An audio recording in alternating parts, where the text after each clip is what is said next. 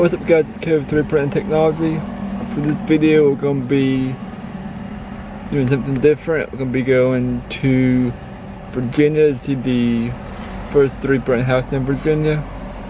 It is located to the south of Richmond. So anyways, let's get going. So this house is 3D printed by Outquest, I think that's how you pronounce it. And it's done in partnership with Virginia Tech and the city of Richmond. It's going to be similar to a low income subsidized type housing, I believe. But anyways, this is Virginia's first 3D printing house. It's not the first one in the United States, but it is for the state of Virginia. There's some other houses being printed in Texas, Arizona, Florida, a few different ones across the US. So this one is 3D printed with the COBOD printer. It's a German-based company, and it's one of the more popular concrete house-sized 3D printers. There's typically this printer and the Icon 3D printer, and this one. So as you can see by the footage, the 3D printed part of the house is done.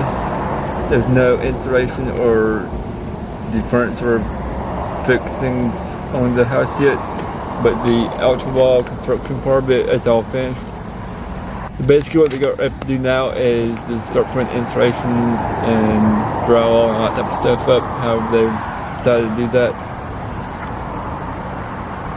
But there's going to be more of these type of videos coming soon, hopefully. Maybe we'll see the printers in action printing the house.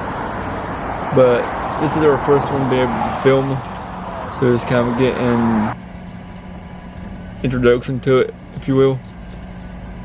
But you can see there's a giant slab of concrete at the bottom of the house, and then it just goes up layer by layer like a traditional FDM printer or with plastic. Except it's bigger scale and it's thicker later lines, and it's not as clean as an FDM print would be.